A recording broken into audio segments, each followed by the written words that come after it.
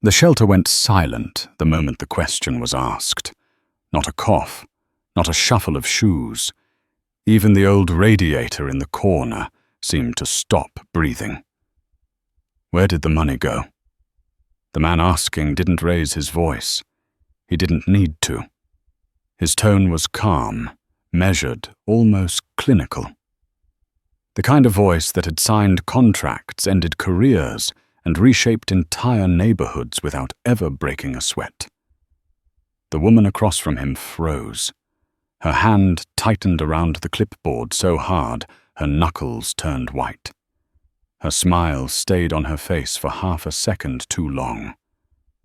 Then it cracked. No one in that room knew who he really was yet.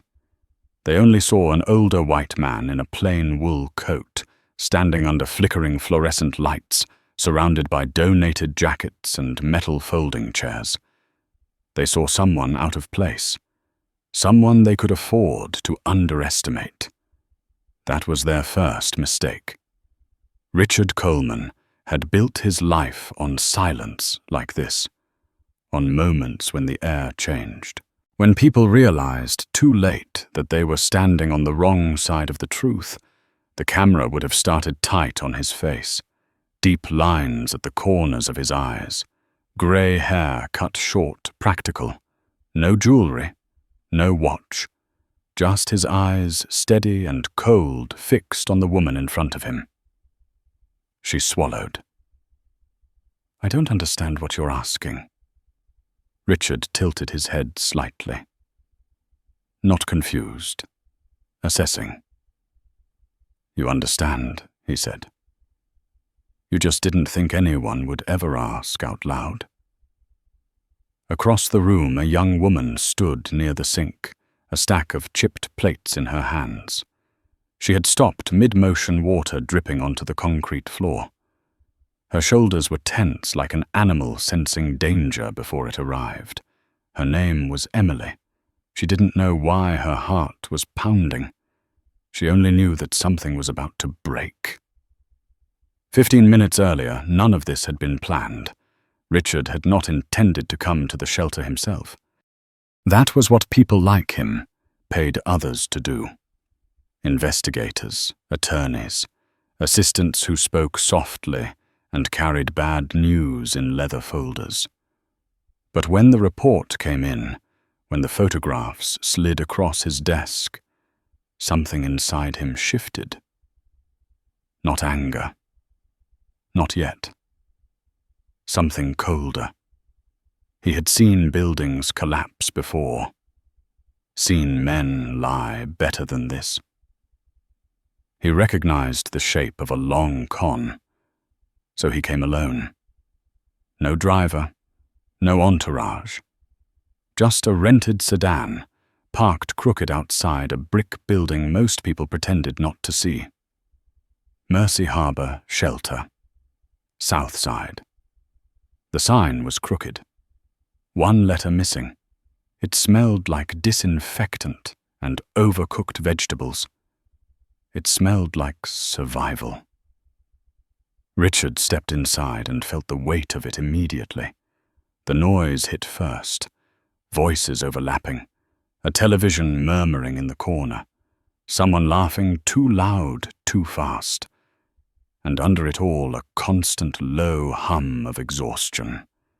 He stood near the entrance unnoticed as people moved around him. Volunteers, women with tired eyes, a staff member arguing quietly with a delivery driver. Life stripped down to its most honest version. Then he saw her. Emily stood at the sink sleeves, rolled up forearms, red from hot water. Her hair was pulled back in a simple knot. No makeup, no jewelry. She moved with a careful precision, like someone who had learned not to take up space. When she smiled at another woman nearby, it was quick, guarded, gone as fast as it came. Richard didn't recognize her at first, not consciously, but his body did. Something in the way she tilted her head, the set of her jaw, a familiar stubbornness he hadn't seen in decades. His breath caught sharp and sudden, like he'd been punched. That was when the director approached him. Linda Harris, late 50s, perfect posture, volunteer badge pinned just right, the kind of woman who knew how to look generous without ever giving too much.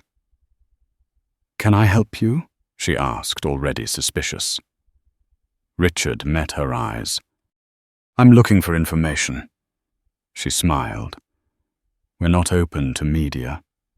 "I'm not media. Donors usually call ahead. I'm not here to donate." That made her pause. Richard glanced past her toward the sink. "I'm here about a transfer. A long-standing one. Monthly. 18 years.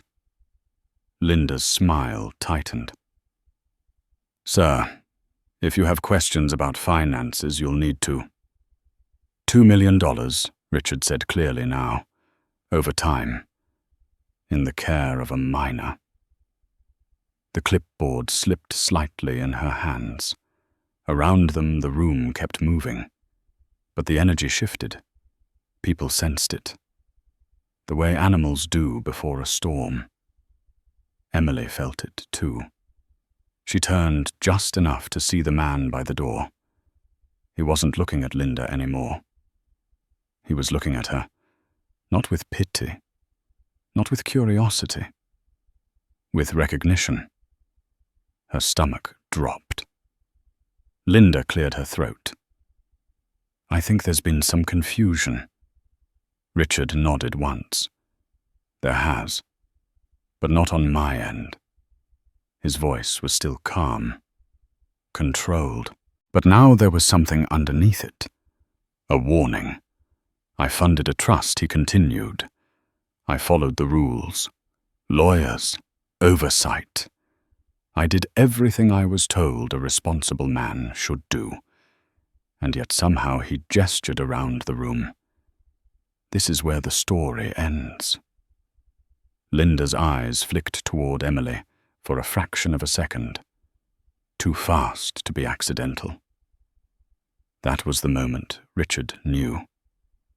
The camera would have cut to Emily then, her hands trembling, the plate slipping slightly in her grip. She didn't know what this was about, but she knew that woman. Knew the look Linda was wearing. She'd seen it before. The look people wore when they were about to lie and needed someone else to disappear. Richard took a step forward. "I'm going to ask you one more time," he said, "and I suggest you answer carefully. Where did the money go?" Silence fell hard. Total. Emily felt the air press against her ears. Her chest tightened.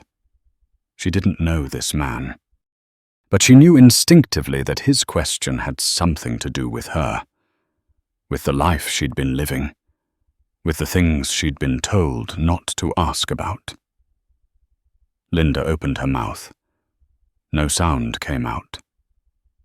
And somewhere deep inside Richard Coleman, a door closed. The last one.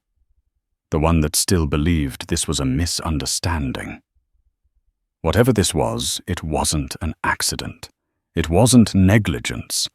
It was a decision, made over and over again, for years. And now, finally, it was being dragged into the light. This was only the beginning. Linda Harris laughed. It came out too fast, too bright, the kind of laugh that tried to erase a moment instead of answer it. "Sir, you can't just walk in here and make accusations. This is a shelter. People are tired, vulnerable. You're upsetting them." Richard didn't move. He let the sound fade. Let it die in the air where it belonged. His eyes stayed on her face, cataloguing every twitch, every forced breath. "You're right," he said quietly. "This is a shelter. Which makes it a strange place for my granddaughter to be, don't you think? The word granddaughter landed hard. Emily felt it before she understood it. Her name wasn't spoken, but her body reacted anyway. A sharp heat climbed up her neck. Her fingers tightened around the plate until it cracked with a soft, brittle sound. The woman beside her flinched. Emily barely noticed. Linda's pupils shrank.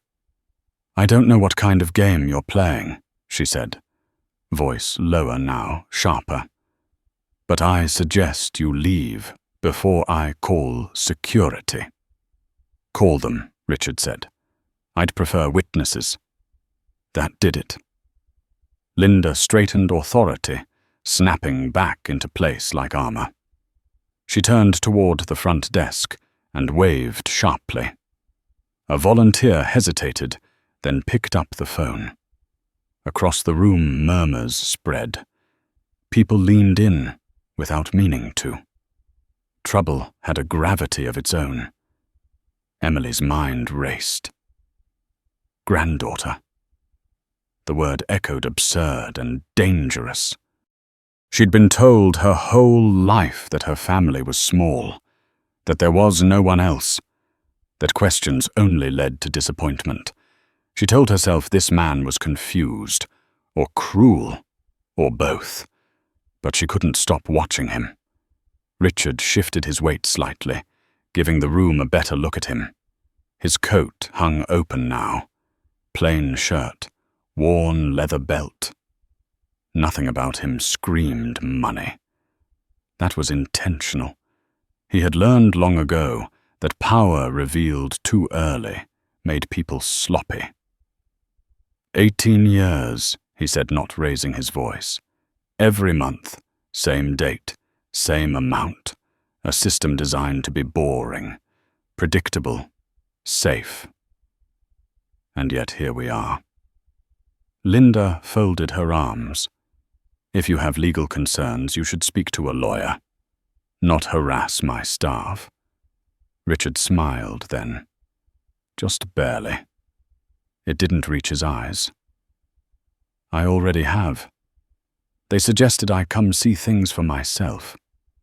Emily felt the words land like a stone dropped into deep water. Lawyers.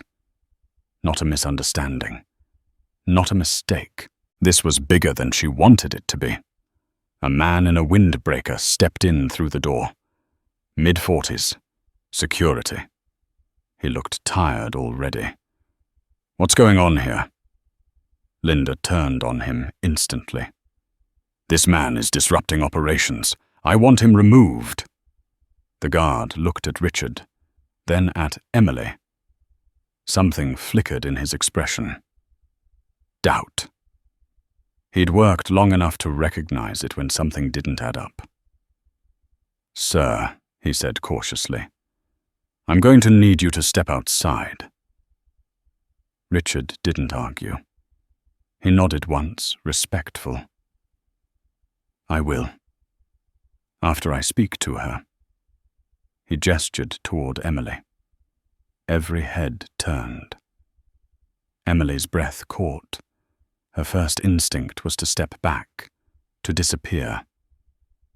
She had survived by not being noticed, by staying useful, quiet, safe. But something in the way he looked at her stopped her, not demanding, not pleading, waiting. Linda stepped between them. "Absolutely not." Richard's voice hardened. "You don't get to decide that anymore." The room vibrated with tension. The guard shifted uncomfortably. "Ma'am," he said to Linda, "if he's family." "He's not," Linda snapped. Too fast again. Emily's chest tightened. The word echoed. "He's not." She had heard that phrase before in different forms, when she asked why there were no photos, why she never visited anyone, why holidays were quiet. He's not involved. He doesn't care. He moved on. Richard studied Linda for a long moment. Then he spoke not to her, but to Emily. His voice softened just a fraction. "What's your name?" Emily swallowed. Her voice came out thin. "Emily." He nodded. "How long have you been here, Emily?" Linda spun toward her. "You don't have to answer that." Emily hesitated. She looked at Linda, at the guard, at the women watching her from across the room. Years of conditioning pressed down on her. Then she looked back at Richard. His gaze didn't waver. He wasn't rescuing her. He wasn't forcing her. He was giving her something she'd never been offered before. A choice. 3 months, she said. Linda inhaled sharply. Emily. And before that, Richard asked gently. Emily's fingers trembled. I was staying somewhere else. Not stable. The room went quiet again. Different this time. Heavier. Richard turned back to Linda. 3 months, he repeated. That's interesting. Because the trust statements show a significant increase in withdrawals starting around that time. Large ones. Linda's composure finally cracked. You have no right. Oh, I do, Richard said. The warmth vanished. And I will have answers. The guard cleared his throat. Sir, I'm going to need. Give us a minute, said a new voice. An older woman stepped forward from near the kitchen door. Late 60s, grey hair pulled back tight, eyes sharp as cut glass. She wore an apron stained with coffee and something red. Her name tag read Martha. I've been running this place for 20 years, Martha said, looking at the guard. And I know when something's wrong. Let them talk. Linda stared at her. You don't have the authority I do today, Martha said. If you don't like it, you can take it up with the board. The guard hesitated, then stepped back. Linda's face flushed. She turned to Richard, voice trembling with anger now. You think you can just come in here and rewrite people's lives? Richard took a slow breath. No, he said. I think someone already did, and I'm here to correct it. Emily felt dizzy. Her legs threatened to give out. Martha noticed and moved closer, a steady hand on Emily's elbow. You okay, sweetheart? Emily nodded, though she wasn't sure. Richard reached into his coat pocket and pulled out a folded document. He didn't open it. Didn't need to. This conversation ends one of 2 ways, he said to Linda. You tell me the truth, or the truth tells itself. Linda's eyes darted toward the door, toward escape, toward control slipping through her fingers. You don't know what you're doing, she whispered. Richard leaned in, voice low. Dangerous. I know exactly what I'm doing. I've done it my whole life. He straightened the moment, stretching tight as wire. Somewhere outside, a siren wailed and faded. Life kept moving. But inside Mercy Harbor, everything had narrowed to this. Emily looked at him again. Really looked. At the steadiness, the restraint, the weight he carried like it was familiar. Whoever he wasn't just asking questions. He was preparing for war. And for the first time in her life, Emily realized the story she'd been living might not be the one she'd been given. Linda broke first, not with a confession, not with tears, with anger, raw and sudden like a cornered animal realizing the exits were gone. "You think you're some kind of savior," she snapped. "You walk in here in a coat you probably paid $10 for and start tearing things apart. You don't know what it takes to keep a place like this running." Richard didn't flinch. "I know exactly what it takes," he said. "And I know what theft looks like when it's dressed up as management." Emily felt Martha's hand tighten on her arm. The room felt smaller now, the air thick. Everyone was listening, even the people pretending not to. Linda turned toward the director's office, then stopped herself. She squared her shoulders and lifted her chin. "Fine," she said. "You want answers. Here they are. The money was used. For care. For stability. For keeping a roof over her head." Emily's stomach twisted. Used, that word again. She had heard it her whole life. Used to justify leftovers. Used to explain silence. Used to excuse being invisible. Richard stepped closer.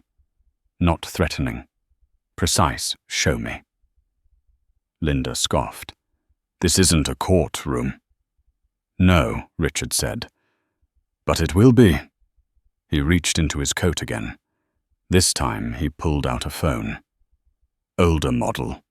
Cracked corner. He tapped once. The screen lit up. "I don't like surprises," he said. So I prepared. Linda's eyes narrowed. "Prepared what?" "A timeline," Richard replied. "Withdrawals, transfers, property records, private school tuition payments, a house in Evanston purchased under an LLC that traces back to you." A ripple went through the room. Martha inhaled sharply. The guard stiffened. Linda's mouth opened. "Closed." "That's circumstantial." Richard nodded. Circumstantial becomes conclusive when it repeats for 18 years. Emily felt lightheaded. Evanston. She had walked past those houses on her way to odd jobs, neat lawns, bright windows. She had wondered what it felt like to belong in a place like that. Linda laughed again, but it sounded hollow now. "You think money tells the whole story. You think because you sent checks you did your part." Richard's eyes darkened. "I think because I trusted you, I failed." The admission hit harder than any accusation. Emily felt it in her chest. He wasn't defending himself. He wasn't absolving. He was claiming the weight. Linda seized on it. "Exactly," she said, voice rising. "You left. You disappeared. You made yourself a stranger. Don't stand there and pretend you're the victim." The room held its breath. Richard took a slow step back. His voice dropped. "I'm not." He turned slightly, giving Emily a clearer view of his face. The lines, the exhaustion beneath the control. "She is." Emily's throat closed. No one had ever said that out loud. Not like this, not in front of witnesses. Linda shook her head. "You don't know what she's like, what she needed. She was difficult, withdrawn, always asking questions." Emily felt heat rush to her face. Shame. Old and familiar. But then something new cut through it. Anger. Richard's jaw tightened. "Children ask questions," he said. "That's not difficulty. That's survival." Linda's voice sharpened. "You didn't see the nights, the tantrums, the silence. You didn't see the cost. Richard met her gaze. I see the cost now. He looked around the room, taking it in. The peeling paint, the donated furniture, Emily's hands red and raw from detergent. And it's higher than you ever imagined. Martha stepped forward. Linda, she said quietly, you need to stop. Linda spun on her. This doesn't concern you. It concerns every woman in this building, Martha replied. And it concerns me. The guard cleared his throat again. Ma'am, he said to Linda, I'm going to need you to come with me to the office. Linda stared at him in disbelief. You can't be serious. I am, he said. Until this is sorted, you're relieved of duties. For a split second, Linda looked like she might explode. Then she laughed, sharp and bitter. You're all fools, she said. You think he's here to save you. He's here to save himself. She turned toward Emily, eyes cold. Ask him where he was. Ask him why he waited. Emily felt the words land. They hurt because they carried truth. She looked at Richard. Her voice shook. Why did you? Richard didn't interrupt.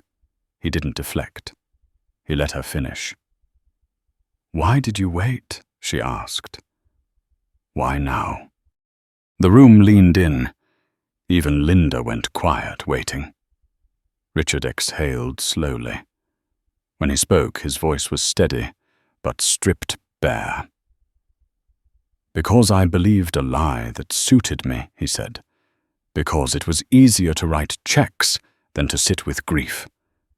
Because I told myself distance was protection. Emily swallowed hard. And because he continued, I thought power meant control. I was wrong, Linda scoffed. How convenient. Richard ignored her. He looked only at Emily now. I can't give you back what was taken, he said. But I can tell you this. This ends today. Emily searched his face. For arrogance, for pity, for the hollow promises she'd learned to distrust. She saw none of it. She saw resolve, the kind that didn't need applause. A phone buzzed. Richard glanced down. A message lit the screen. He didn't smile. He didn't hide it. Linda noticed. Calling in reinforcements, Richard slipped the phone back into his pocket. Just confirming something I already knew. Martha watched him closely. And what's that? Richard's gaze swept the room one last time. That this isn't an isolated failure. Linda stiffened. What are you talking about? I'm talking about systems, Richard said. About how neglect hides behind paperwork. How exploitation wears a friendly face. And how people like you count on no one ever pulling the thread. Emily felt a chill run through her. This wasn't just about her. This was bigger. The guard returned, flanked by another staff member. Linda, he said. We need to go. Linda backed toward the hallway, eyes never leaving Richard. You think you've won, she said. You have no idea who you're dealing with. Richard's expression didn't change. I do, he said. And you should be very afraid.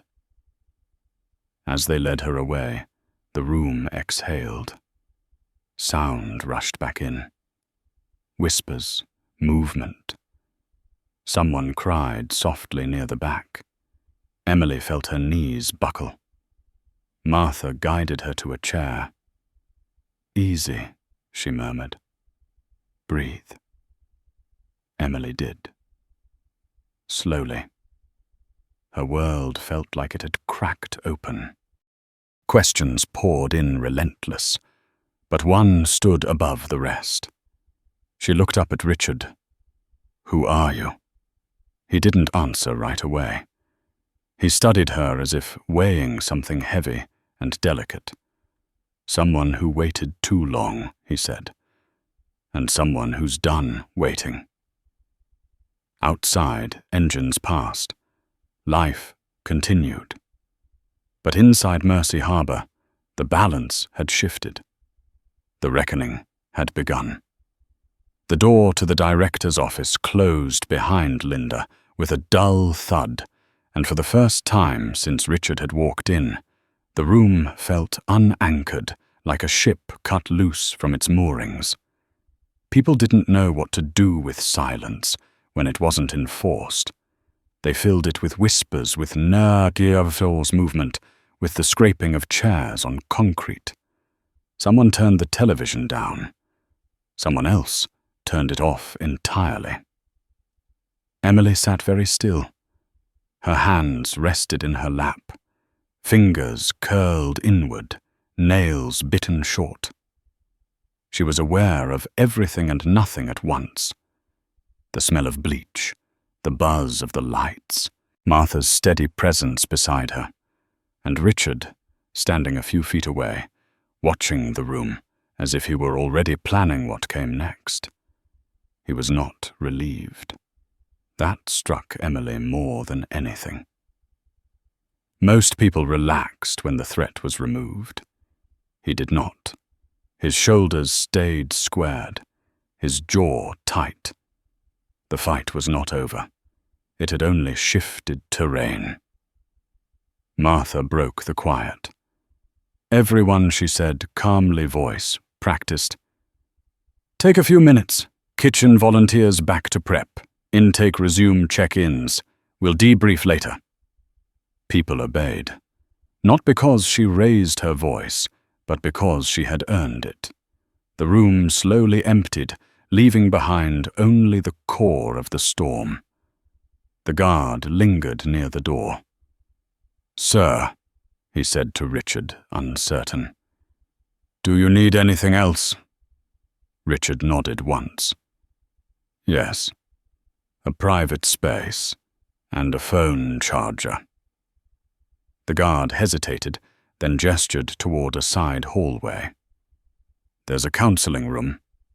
No windows." "That will do." Emily watched him turn, already moving as if this were simply another meeting on his calendar.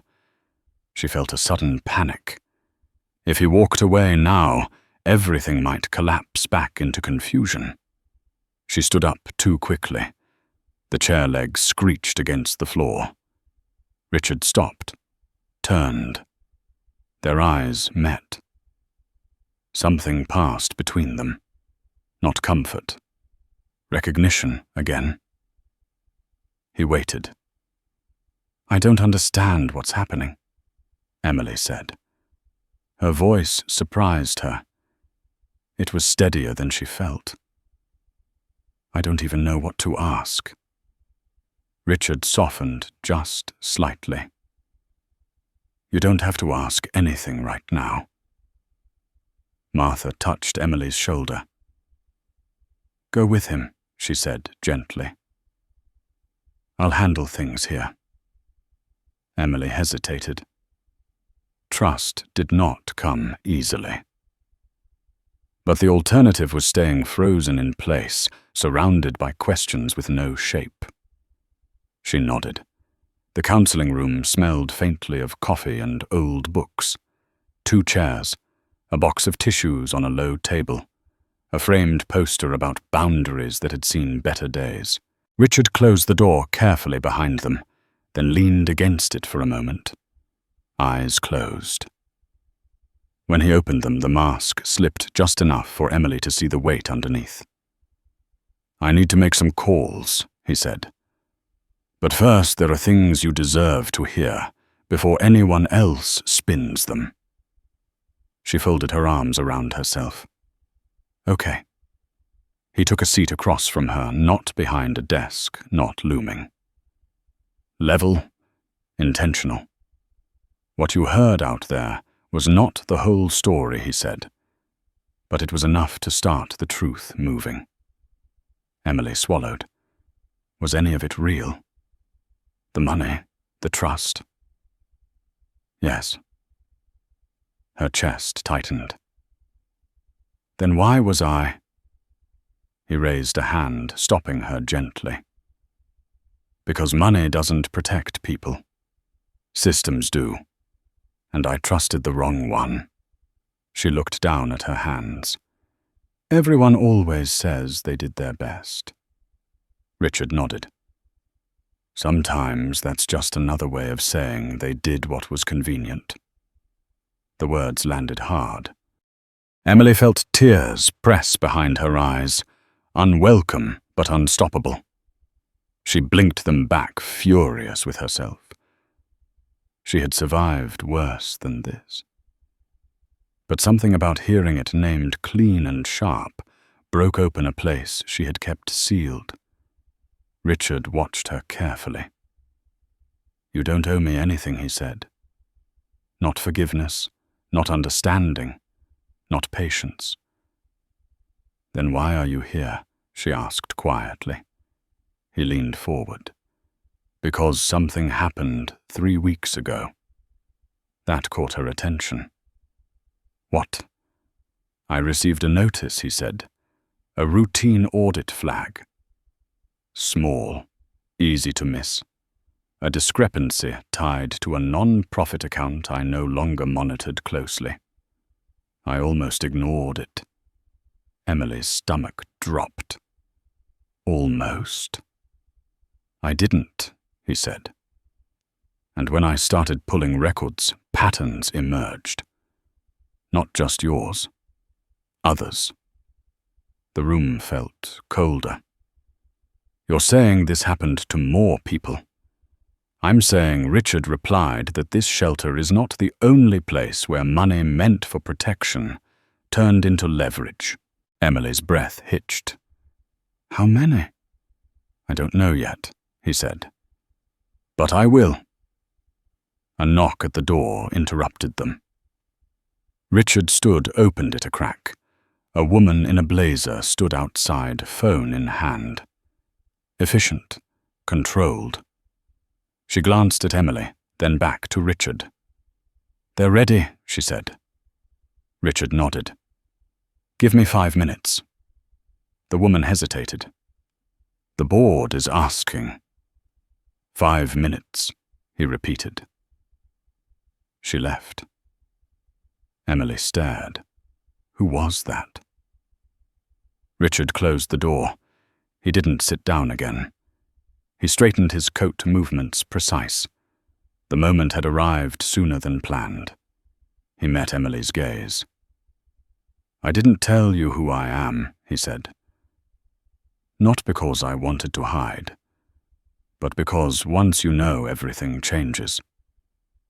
Her pulse quickened. Then, don't tell me. He considered that. A ghost of a smile flickered. Too late. He took a breath. My name is Richard Coleman, he said.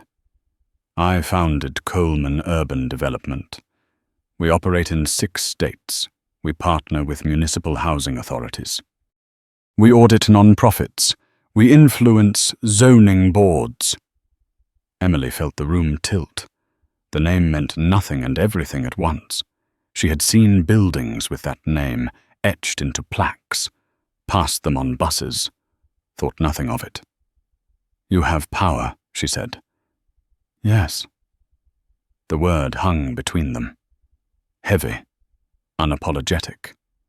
And you didn't know about me, she said. No, he said. But someone knew about you, and they counted on me staying distant. Emily stood.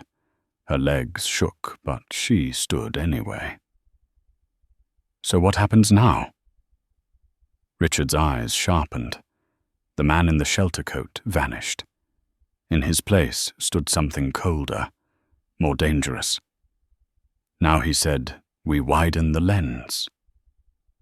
Outside the counseling room, voices rose. Phones rang. A machine larger than the shelter had started to move. Emily pressed her palm against the wall, grounding herself. And me. Richard didn't hesitate. You are no longer invisible. The words should have felt like comfort. Instead, they felt like a threshold. Somewhere beyond the walls of Mercy Harbor, a reckoning was taking shape. And for the first time in her life, Emily realized she was standing at the center of it. By the time Richard stepped back into the main hall, the shelter no longer felt small. Phones were ringing. Not the cheap ones at the front desk, but personal phones. Staff whispering into sleeves. Volunteers glancing at the door every few seconds, as if expecting it to burst open. The air had changed again, sharper now, electric, like the moment before a courtroom verdict. Emily stayed close to the wall, watching it all unfold. She felt like she had stepped behind the curtain of a world that had always operated just out of her sight. People were different now. Their movements were quicker, their voices lower. Everyone understood, even if they didn't fully know why, that something irreversible had begun. Martha approached Richard first. Her face was calm, but her eyes were calculating. "You should know," she said quietly. "Linda wasn't acting alone." Richard nodded. "I assumed as much. She had access to more than she should have." Martha continued. Vendor accounts, donor communications. She wasn't just skimming. She was steering. Emily felt a chill. Steering meant intent. Planning. Years of it. Richard glanced at Emily, then back to Martha. "Has anyone else tried to contact her?" Martha's mouth tightened. "Twice already." "Who?" "2 board members. One resigned over voicemail." Richard exhaled through his nose. "Send me the messages." Martha hesitated. "This is going to get ugly." "It already is," Richard said. A man in a suit entered through the front doors, followed by another. Then a woman with a tablet pressed to her chest. They moved like people who expected to be obeyed. One of them spotted Richard and stopped short. "Mr. Coleman," the woman said carefully. Neutral. "I'm Dana Whitaker, City Oversight." Richard didn't shake her hand. "You're late." Dana blinked. "Excuse me. You received complaints about this shelter 18 months ago," Richard said. "Anonymous but detailed. You logged them as unsubstantiated." A flicker of irritation crossed her face. "We process thousands of and ignored patterns," Richard finished, "which is why we're here." Emily watched Dana's gaze slide to her assessing, measuring worth the way Emily had seen her whole life. Something hardened in Emily's chest. Dana cleared her throat. "We're prepared to cooperate." "You will," Richard said. "Fully." The other man stepped forward. "Sir, with respect, you can't commandeer a municipal process." Richard turned to him. "Watch me." The man stiffened. Dana raised a hand. "Let's take this somewhere private." Richard nodded once. "Good idea." They moved into the counseling room again, this time crowded. Dana, the suited man, Martha, the guard. Emily lingered near the door, unsure if she belonged. Richard noticed. "Stay," he said. Dana glanced at Emily. "Is that appropriate?" Richard met her gaze. "She's the reason you're here." Silence. Dana adjusted her stance. "All right." Richard didn't sit. He stood at the center, commanding the room without raising his voice. This is what's going to happen. An independent audit begins today. Not city-appointed. Mine. Dana's lips pressed thin. You don't have that authority. I fund 3 of your departments, Richard replied. And I sit on 2 boards that approve your budget. Emily watched Dana's confidence crack just slightly. The shelter remains open, Richard continued. Staff are protected. Whistleblowers are protected. Anyone who interferes will be named publicly. The suited man shifted. That could cause panic. Good, Richard said. Panic flushes things out. Emily felt something strange then. Not fear, not even hope. A sense of scale. This wasn't about her story anymore. It was about how many stories had been buried beside it. Dana inhaled slowly.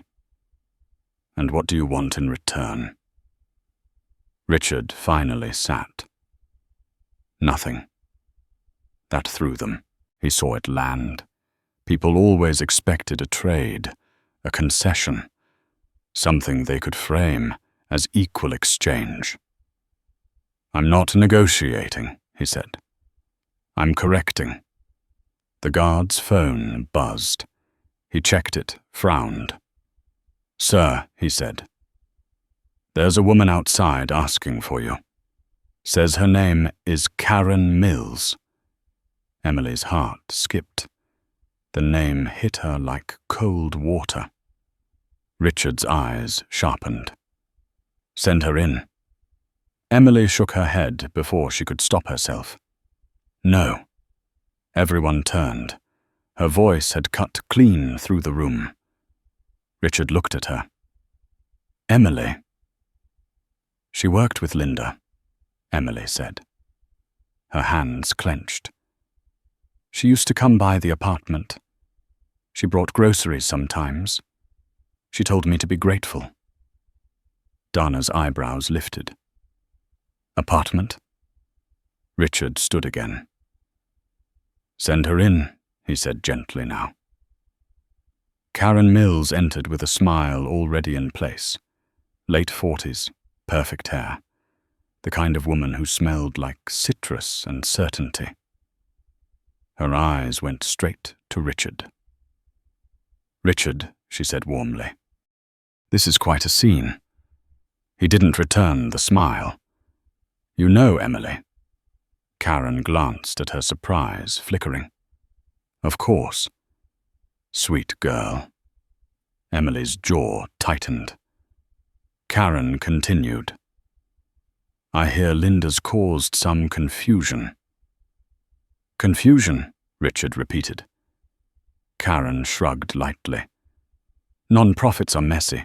Lines blur. Emily took a step forward. Her voice shook, but she didn't stop.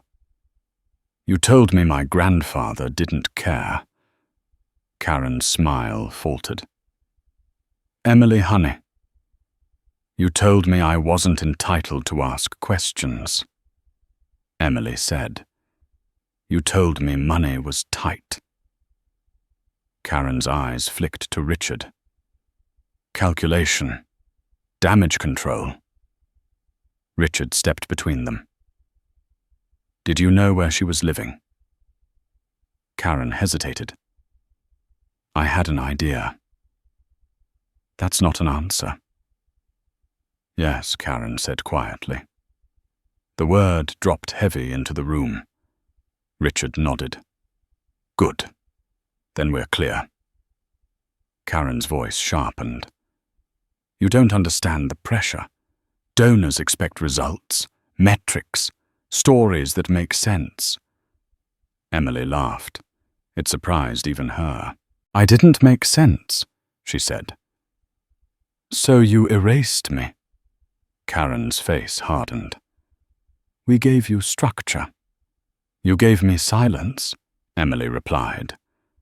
Dana shifted uncomfortably. Ms. Mills. She said we'll need a statement. Karen straightened. You'll need counsel. Richard smiled, then cold and precise. You already do. The room felt like it was closing in. Karen looked around, realizing too late that the ground had shifted.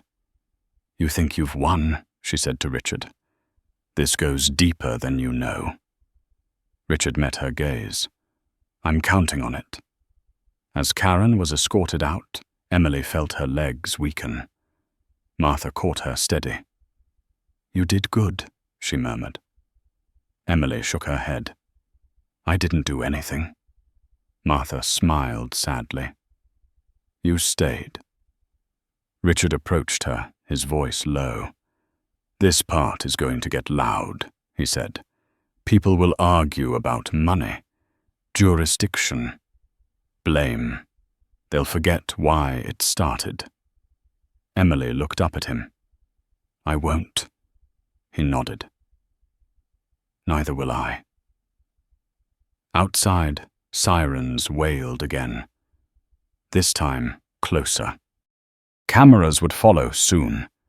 Statements, headlines. The world would try to flatten it into something manageable. But inside Mercy Harbor, the truth had already taken root. And it was growing. By nightfall, the shelter was no longer just a shelter. News vans lined the curb, red lights pulsing against brick like an open wound. Reporters spoke in hushed urgency, rehearsing outrage into microphones. Phones rang non-stop inside Mercy Harbor. Each call another ripple spreading outward. Someone had leaked Richard's name. Someone always did. Emily stood near the back hallway, watching the glass doors swing open and shut. Every time they opened, cold air rushed in, carrying voices and the smell of exhaust. The world was crowding in. She wrapped her arms around herself, not cold, just bracing. Richard moved through it all without haste. He spoke to city officials, then to his attorneys, then to Martha. He listened more than he talked. When he did speak, people leaned in. His presence pulled gravity toward him. A young reporter pushed past the rope line. Mr. Coleman, she called. Is it true you're accusing the shelter's leadership of systemic fraud? Richard didn't slow. I'm stating facts, he said. Accusations are for people who lack evidence. Cameras flashed. Someone shouted Emily's name. She flinched. Martha noticed immediately. We need to get you out of here, she said under her breath. This isn't safe. Emily shook her head. I'm not running. Richard overheard. He stopped, looked at her carefully. The calculation was instant. She's right, he said. Moving her now makes her a target. Martha frowned. She already is one. Richard nodded. Then we do this properly. He gestured to the guard. Lock down the West Wing. Only essential staff. No media. The guard hesitated. They won't like that. They don't have to, Richard replied. Emily followed them into a smaller room, one she hadn't been in before. No windows. A table scarred with old coffee rings. The door closed. The noise dulled. Richard turned to her. You don't owe anyone a statement. Emily met his gaze. I want one. That surprised him. Why? Because if I don't speak, she said, someone else will speak for me. Silence. Respect. He nodded once. Then we'd do it on your terms. He slid a legal pad across the table. Start with what you want them to know. Emily stared at the blank page. Her hands shook. She forced them still. Images rose unbidden. The apartment, the locked door. Karen's voice telling her to be grateful. Linda's smile when donors visited. The way silence had been enforced like discipline. "I don't want pity," Emily said slowly. "And I don't want to be a symbol." Richard leaned back. "Good. Symbols get used." She took a breath. "I want them to know how easy it was, how nobody had to be cruel all the time. They just had to look away." Martha closed her eyes. "That'll do it." A knock came at the door. Richard opened it. Dana Whitaker stepped in, her professionalism fraying at the edges. "We have a problem," she said. "2 donors just froze their contributions. They're claiming misrepresentation." Richard didn't blink. "Good." Dana stared. "Good." "Yes," he said. "Pressure reveals character." She rubbed her temples. "There's also a call from your board. They can wait." Dana hesitated. "They're threatening to distance themselves." Richard smiled thinly. "They always do at first." Emily watched this exchange, the ease with which he handled power. It wasn't loud. It wasn't theatrical. It was patient, relentless. Dana turned to Emily. "I'm sorry," she said, awkward and sincere. "I should have listened sooner." Emily considered her. "You should have," she said. "But you didn't, so now you listen." Dana nodded, chastened. "We will." She left. Richard looked at Emily.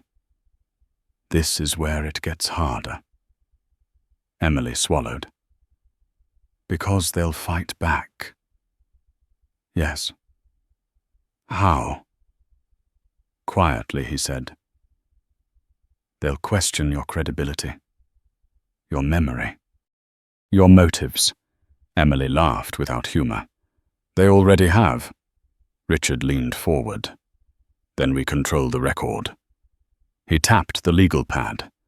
Dates, names, specifics, not feelings, facts. Emily began to write. The pen scratched loudly in the small room. Each line felt like pulling a thread from her chest. Painful, necessary. Minutes passed, then an hour. Outside the shelter buzzed with activity, but inside the room time narrowed to the page. Finally, Emily stopped. Her hand cramped. She looked up. "What if they don't believe me?" Richard took the pad, scanned it once, then set it down. "They will. Because you're powerful. Because you're precise," he corrected. "Power amplifies. It doesn't invent." A shout echoed faintly from outside. Raised voices. Richard's phone buzzed. He checked it, jaw tightening. "They're filing an injunction," he said. "Trying to halt the audit." Martha swore under her breath. That fast. Richard stood. That desperate. Emily felt fear bloom. "Does that mean they win?" "No," Richard said. "It means they're afraid." He paused, then turned back to her. "There's something else." Her stomach dropped. "What?" "I can protect you," he said. "Legally, physically. But the moment you speak publicly, you step into a different arena." Emily nodded. "I know. You could lose anonymity. I lost that already." He studied her. "Not as a project, as a person choosing risk. "Once this goes out," he said, "you can't take it back." Emily stood. Her voice was quiet but firm. "They took my childhood. I'm not letting them take my voice." Richard exhaled. Something like pride crossed his face. "All right." He opened the door. Noise rushed back in. Lights. Voices, the waiting world. They walked together toward the makeshift podium near the entrance. Reporters surged. Cameras lifted. Martha squeezed Emily's hand once, then let go. Richard stepped aside. Emily took one step forward. The microphones leaned toward her. The room fell silent again, the way it had hours before, but this time the silence belonged to her. She looked out at the faces. Curious, skeptical, hungry.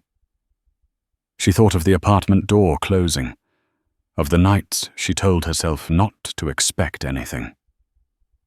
She spoke.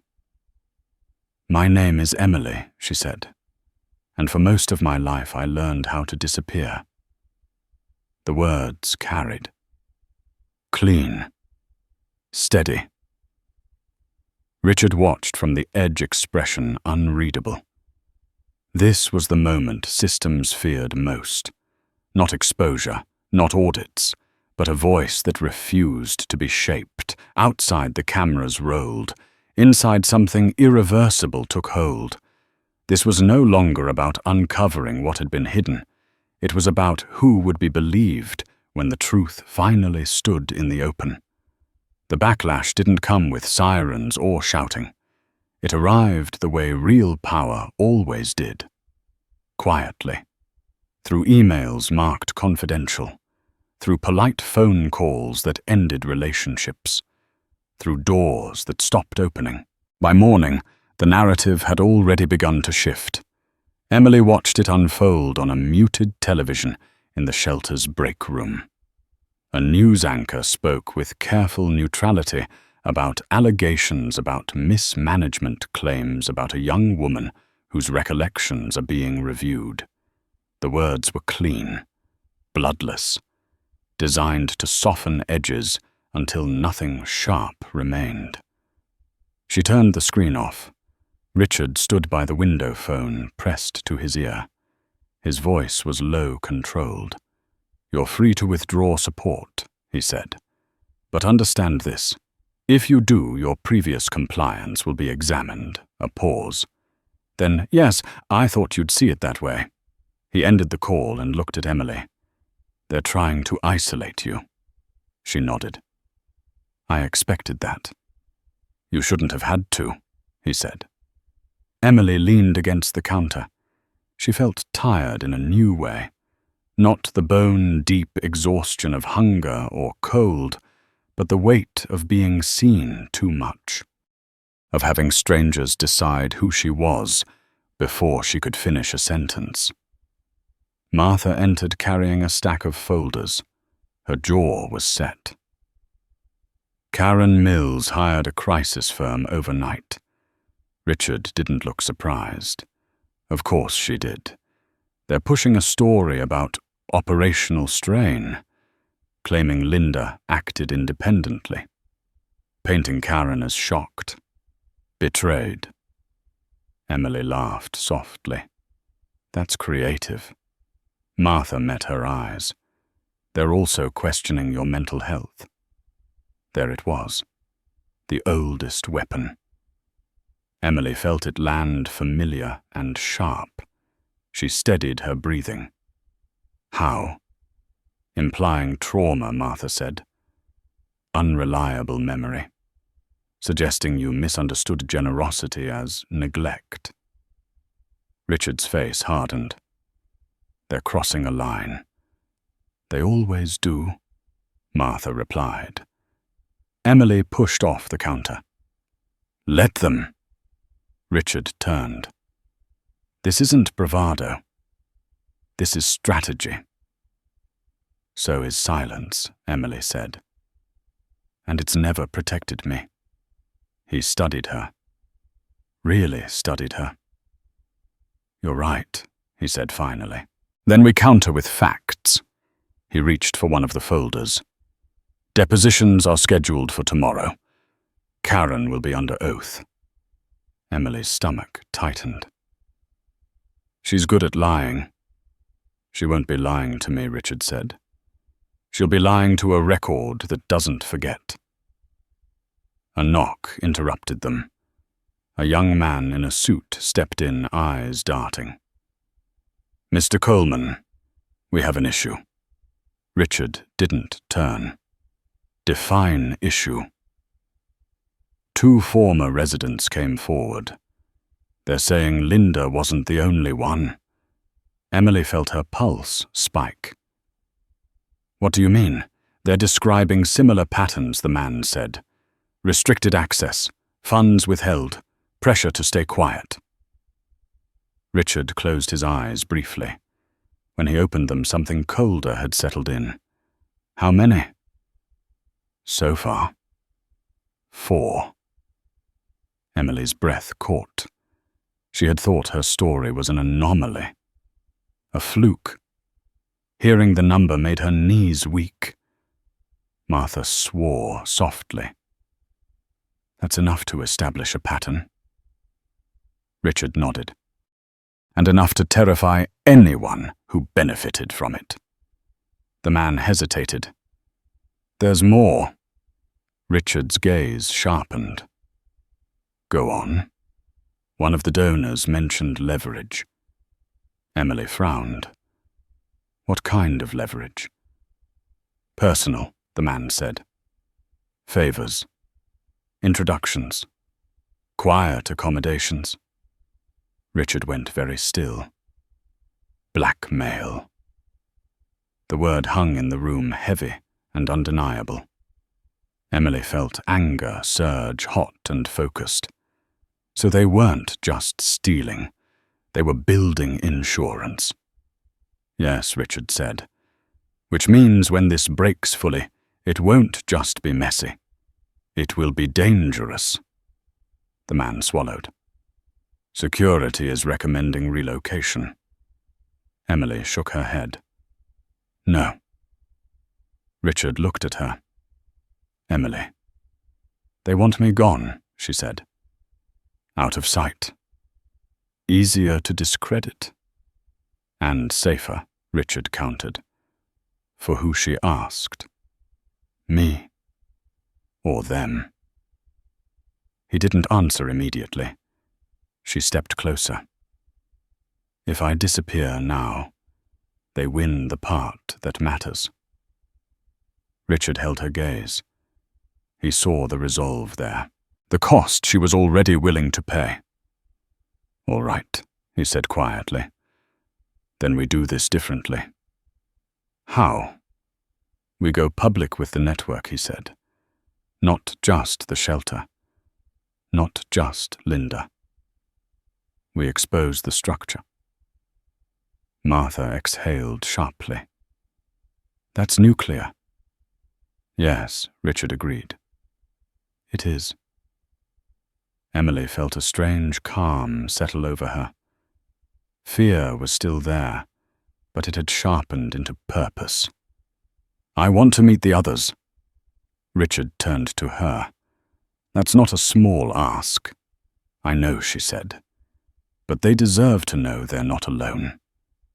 Martha nodded slowly. I can arrange it. Discreetly. By afternoon, they were in a borrowed conference room miles away from Mersey Harbor.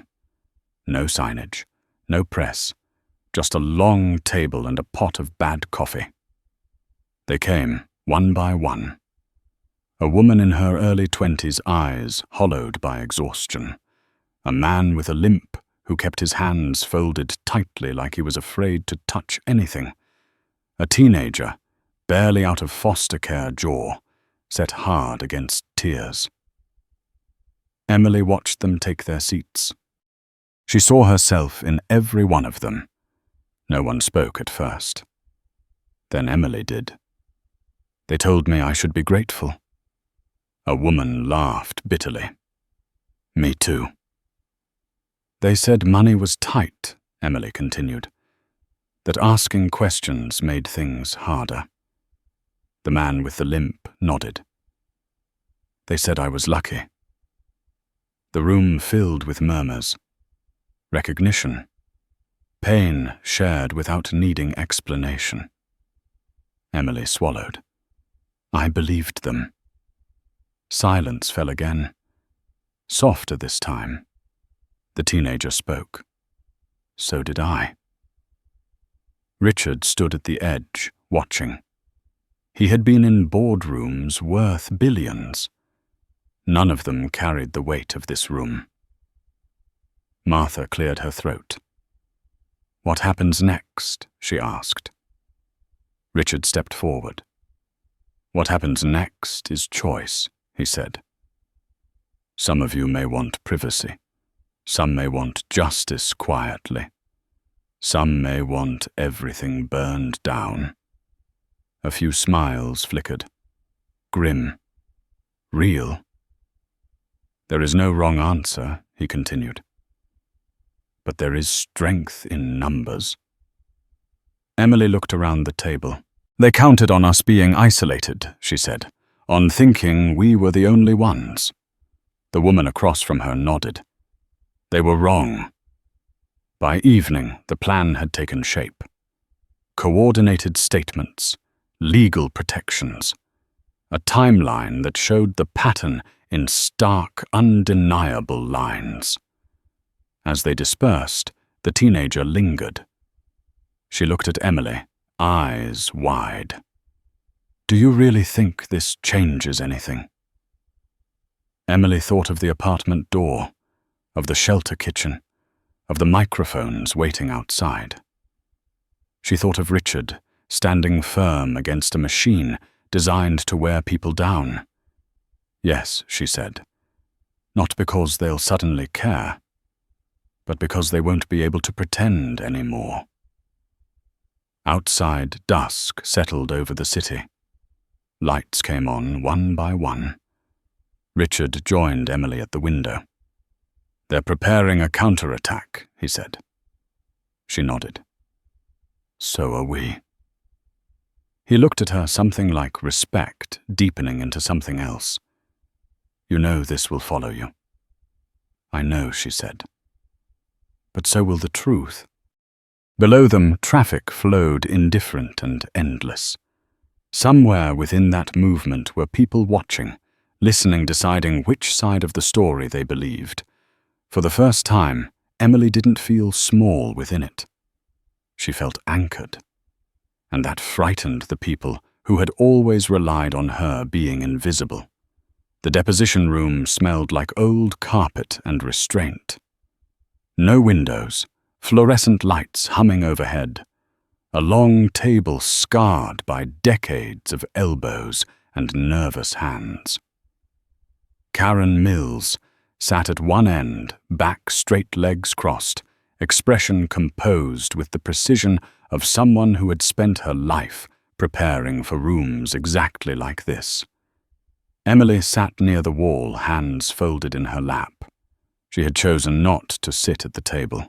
She wanted to watch, to remember, to see how truth bent under pressure. Richard stood behind the attorneys, silent, observing. He hadn't spoken since they arrived. He didn't need to. The record would speak for him.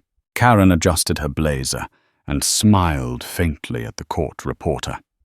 Whenever you're ready, the attorney across from her nodded. Ms. Mills, for the record, state your full name and role. Karen's voice was smooth. Karen Elizabeth Mills, former Director of Donor Relations for Mercy Harbor Shelter. Former.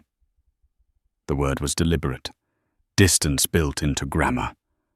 And how long did you serve in that role? Just under 12 years. Emily felt her jaw tighten. 12 years of access, 12 years of curated narratives. The attorney leaned forward. During that time, were you responsible for communicating with major donors? Yes. Did that include managing restricted funds designated for specific beneficiaries? Karen hesitated just a fraction. In coordination with finance, yes. Did that include funds designated for Emily Carter? Karen's gaze flicked toward Emily. She recovered quickly. I was aware of the account. Were you aware of how those funds were used? Karen smiled politely. I trusted our internal controls. Richard's attorney slid a document across the table. This is an email from you to Linda Harris, dated 5 years ago. You wrote, "As long as the narrative holds, the checks will keep coming." Can you explain what you meant by narrative? Karen glanced down. Her fingers tightened. We often spoke in shorthand. Donor confidence is built on clear messaging. And what was the message regarding Emily Carter? Karen lifted her chin. That she was stable, supported. Emily let out a quiet breath. Stable. Supported. The words felt unreal. The attorney continued. Were you aware that Ms. Carter was living in a shelter? Karen's lips parted. Closed.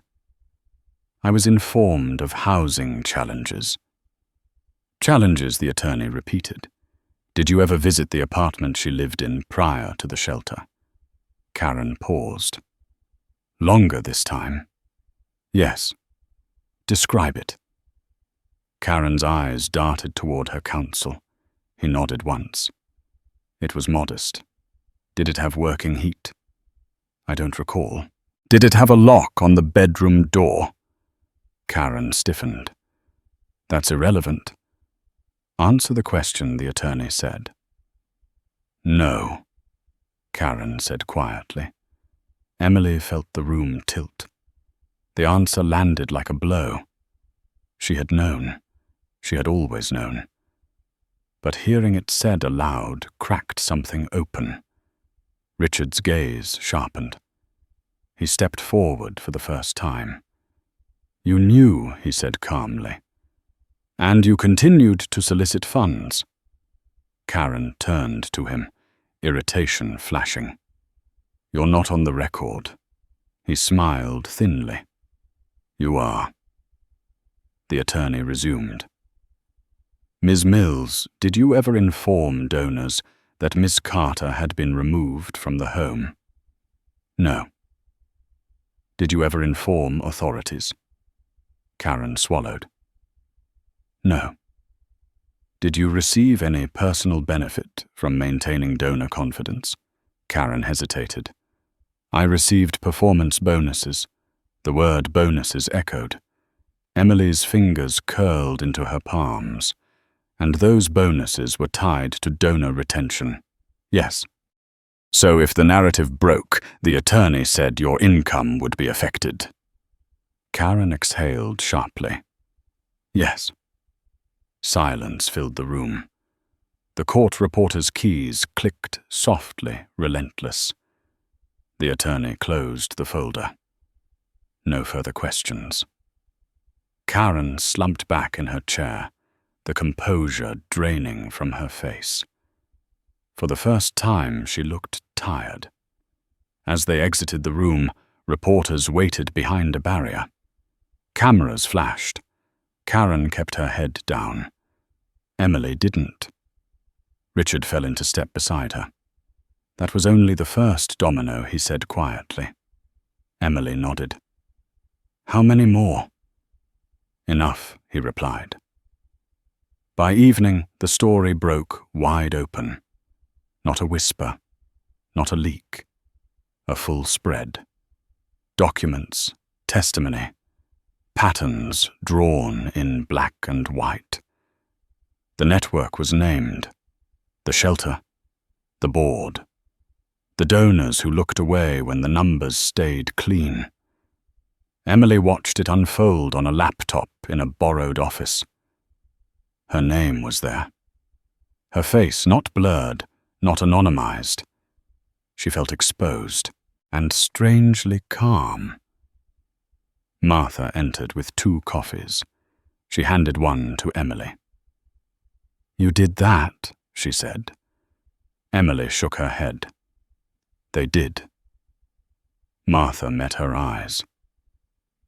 "You stood when they expected you to stay small."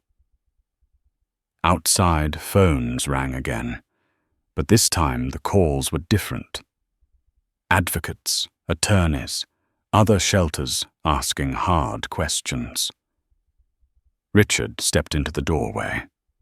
"Federal investigators are opening a case." Emily closed the laptop. "Against who?" "Everyone," he said, including people who thought they were untouchable. Emily felt a shiver. "What about Linda?" "Charged," Richard said. "Karen will follow." "And the others?" He paused. "Some will fight. Some will fold. Some will disappear." Emily leaned back, exhaustion finally catching up to her. "And me." Richard sat across from her. "You'll be asked to relive this, again and again." She nodded. "I know. You can still step back," he said. "Let the record stand without you." Emily looked at the coffee in her hands, steam rising. Simple. Real. She thought of the others in the conference room, of the teenager's question. "No," she said. "I don't want to survive this quietly." Richard watched her, something like approval settling into his expression. "Then we move forward." Outside, night deepened. The city hummed, unaware of how much had shifted beneath its surface. Emily stood and walked to the window. Lights stretched to the horizon, each one a story, a system, a choice. She pressed her palm to the glass. For years, she had been a footnote in someone else's balance sheet. Now, she was part of the reckoning. And the people who had built their lives on her silence were finally running out of places to hide. The courthouse did not feel like justice. It felt like endurance. Stone walls that swallowed sound. Benches polished smooth by generations of waiting bodies. The air heavy with old paper disinfectant, and the quiet understanding that truth moved slowly here, if it moved at all. Emily sat in the second row, hands folded, spine straight. She had learned posture young, how to make herself small without looking weak. Today she refused to shrink. Across the room, Linda Harris sat at the defense table. Her hair was styled carefully, makeup restrained. She did not look at Emily. Not once. Karen Mills sat 2 seats away, jaw tight, eyes fixed forward, already rehearsing regret in case it became useful. Richard stood near the aisle, speaking quietly with attorneys. He wore the same plain suit he always did. No tie, no need. Power did not announce itself here. It waited. The judge entered. Everyone rose. Wood creaked. Fabric whispered. The ritual began. Emily listened as charges were read. Wire fraud. Misuse of restricted funds. Conspiracy. Obstruction. The words stacked up, clinical and sharp, cutting through years of euphemism.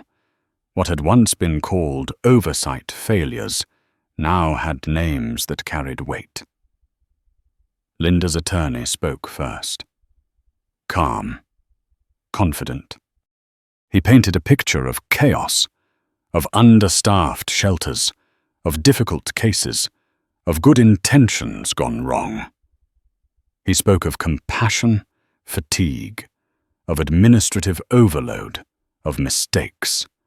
Emily recognized the language. It was the same tone Linda used when explaining why dinner was late, why the door stayed locked, why questions were inconvenient. Karen's attorney followed. He emphasized distance, delegation, claimed ignorance wrapped in procedure. He spoke of trust misplaced, of shock, of betrayal. Emily almost laughed. Then it was her turn. She stood when her name was called. The walk to the stand felt longer than it was. Every step echoed. She placed her hand on the Bible, swore the oath sat. The courtroom stilled. This was what they had all come for. Not the documents, not the numbers. The voice. "Please state your name," the prosecutor said. "Emily Carter. And your relationship to the defendants." Emily breathed in. The air felt thin. "They were responsible for my care." "Describe that care." Emily paused. She did not rush. She had learned that silence, used deliberately, made people listen. "I was fed," she said. "Enough to survive. I was housed. Barely. I was educated in isolation. I was told when to speak and when not to. I was told what questions were acceptable." She looked towards the jury. Faces varied, some skeptical, some softening. "I was never told how much money was allocated for me," she continued. "I was told there was never enough." Karen's attorney shifted. Emily went on. "When I asked about college, I was told to be realistic. When I asked about seeing a doctor, I was told to stop complaining. When I asked about my family, I was told I didn't have one." A murmur rippled through the room. The judge rapped once with the gavel. Order restored. The prosecutor nodded. "What happened when you turned 18? Emily's throat tightened. She forced it open. "I was told to leave." Linda's attorney objected. Overruled. "I was given a trash bag for my things," Emily said, "and told I had already taken enough." Her voice did not break. That more than anything seemed to unsettle the room. Karen's attorney stood. "Ms. Carter," he began smooth and rehearsed, "isn't it true that you received assistance many children do not?" Emily met his gaze. "Yes. And isn't it true that resources are finite?" "Then how can you be sure what you experienced was neglect rather than hardship?" Emily didn't answer right away. She looked at him. Really looked. Then she spoke. "Because hardship does not require secrecy," she said. "Neglect does." The attorney faltered. No further questions. Emily stepped down. Richard watched her return to the bench. He did not smile. This was not victory. This was exposure. The proceedings dragged on. Experts testified. Auditors presented charts. Patterns emerged undeniable. Funds diverted. Reports altered. Oversight bypassed with intention. Linda finally spoke. Her voice trembled. She framed herself as overwhelmed, unappreciated. She claimed love, sacrifice. She wept when convenient. Karen did not cry. She distanced, minimized. She spoke of metrics, of donor expectations, of difficult decisions. The jury listened. Days passed. Emily waited. She learned the rhythm of the courthouse. The way coffee tasted worse on the third day. The way sunlight cut through high windows at 4 in the afternoon. The way waiting itself became a test. Richard stayed close, not hovering. Present. When reporters pressed, he deflected. When donors called, he ignored. His focus remained narrow. On the 4th day, the jury returned. They filed in solemn. The foreperson stood. On the charge of wire fraud, she said, "We find the defendant Linda Harris guilty." A sharp intake of breath. Linda's shoulders sagged. On the charge of conspiracy, guilty. On the charge of misuse of restricted funds, guilty. Karen's verdict followed. Guilty, guilty, guilty. Emily closed her eyes. Sentencing came later. Years, not months. Restitution ordered. Assets seized. Names entered into records that would not forget. Outside, reporters surged again. Questions flew. Microphones crowded. Emily stood beside Richard. Someone asked her how it felt. She considered the question. "It feels unfinished," she said. Richard glanced at her. "Because justice isn't the end," she continued. "It's the beginning of repair." That night they returned to the shelter. Not for a press conference. For dinner. Martha had cooked, nothing fancy. Pasta, bread, something warm. They sat at a folding table. Laughter bubbled up unexpectedly. Someone told a story. Someone else corrected it. Life insisting. Emily leaned back in her chair. For the first time in weeks, her shoulders lowered. Richard watched her quietly. He had built cities, reshaped skylines. None of it compared to this small, ordinary moment. "You did more than survive," he said softly. Emily shook her head. "We did." Outside, the city moved on. Headlines would fade. New scandals would rise. But something had changed. Records had been set straight. Systems forced into the light. And people who had counted on silence had been answered. Emily stood and began clearing plates. Old habits. Martha stopped her with a look. "Sit." Emily smiled. And did. The fight was not over. But it had found its footing. And for the first time, Emily felt something steady beneath her feet. The city looked different in the weeks that followed, not because it had changed, but because Emily had. Morning light filtered through the tall windows of the small apartment Richard had arranged for her near the lake. Nothing extravagant. Clean lines, solid furniture, a place that felt intentional, not borrowed. Emily stood at the counter making coffee, the sound of the kettle steady grounding. For years, mornings had begun with uncertainty. Now they began with choice. Richard arrived just after 8, as he had most days. He never knocked loudly, never announced himself. He treated her space as real, not temporary. "You're up early," he said. Emily smiled faintly. "Couldn't sleep." He nodded.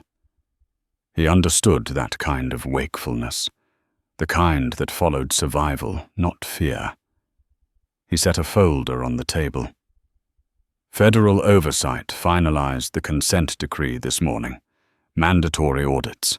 Independent board appointments. The shelter network won't be able to operate the way it did before. Emily took the folder, but didn't open it yet. And the others. "They're receiving restitution," Richard said. "Not everything that was taken." but enough to start. Emily closed her eyes briefly. Enough to start mattered. She had learned that beginnings were fragile things. Later that afternoon, she walked back into Mercy Harbour, not as a resident, not as a witness, but as herself. The building smelled the same. Cleaner, maybe. Or maybe she noticed it differently now. Martha met her at the door, arms open. "You're late," she said. "I was thinking," Emily replied. Martha smiled. Dangerous habit. They moved through the halls together. Some faces were new, others familiar. A few stopped to hug her. One young woman pressed a folded note into her hand and walked away quickly. Emily tucked it into her pocket, understanding without needing to read it yet.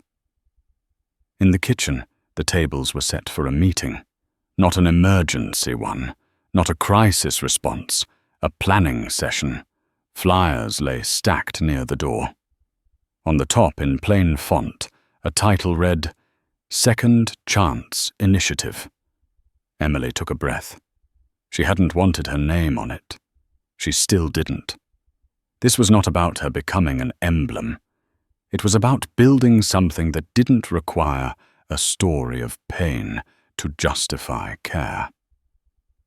Richard arrived quietly and stood at the back as the room filled. He watched Emily take her place at the table. He saw how people leaned toward her now, not with expectation, with trust. She spoke carefully, not polished, honest. "This program exists because too many people fell through cracks that were never accidental," she said. "We are here to make those cracks visible and impossible to ignore." Heads nodded, pens moved, plans formed. Over the next months, the work took shape. Training modules, oversight frameworks. A simple rule written into policy: no single person controlled access to money or narrative again. Transparency became a habit, not a promise. Emily enrolled in classes part-time. Social work, policy, ethics. She studied at night notes spread across the table, coffee growing cold. Richard would sometimes sit across from her reading reports, the quiet between them companionable. Not every wound needed to be discussed. Some healed in shared silence. On weekends they walked along the lake, the wind off the water sharp, bracing. Emily talked about small things then. A book she liked, a movie she'd finally watched. Richard listened, learning who she was beyond the crisis.